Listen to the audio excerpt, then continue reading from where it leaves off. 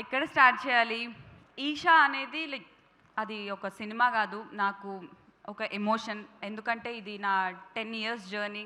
10 ఏళ్ల నుంచి ట్రై చేస్తే ఈరోజు నాకు ఈ ఆపర్చునిటీ వచ్చింది.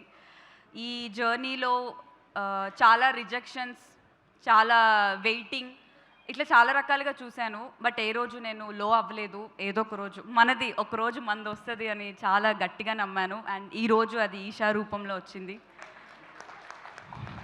And thanks to my director Srinivas sir. Thank you so much sir. ఈ రోల్కి నేను న్యాయం చేస్తానని నమ్మినందుకు thank you so much.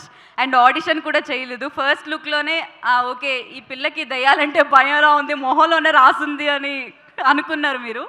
So ఈ రోల్కి నన్ను సెలెక్ట్ చేసుకున్నందుకు thank you so much. And మా డిఓపి సంతోష్ గారు, యాక్చువల్లీ ఫస్ట్ డే షూట్ చేసినప్పుడు ఒక ఇల్లు ఉంది, మొత్తం అంతా దయ్యాల కొంపలానే ఉంది. ఆ ఇల్లంతా చాలా భయం వేసింది.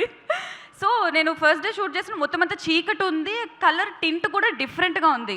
ఆనెస్ట్లీ మీరేం అనుకోవద్దు సంతోష్ గారు, ఏం చేస్తున్నారు ఈయన, ఈ లైటింగ్ ఏంటి, ఏం జరుగుతుంది ఇక్కడ అనుకున్నాను. బట్ అదంతా మూవీ చూసాక, ట్రైలర్ చూసాక అర్థమైంది, ఓహో ఇది అందుకా అని.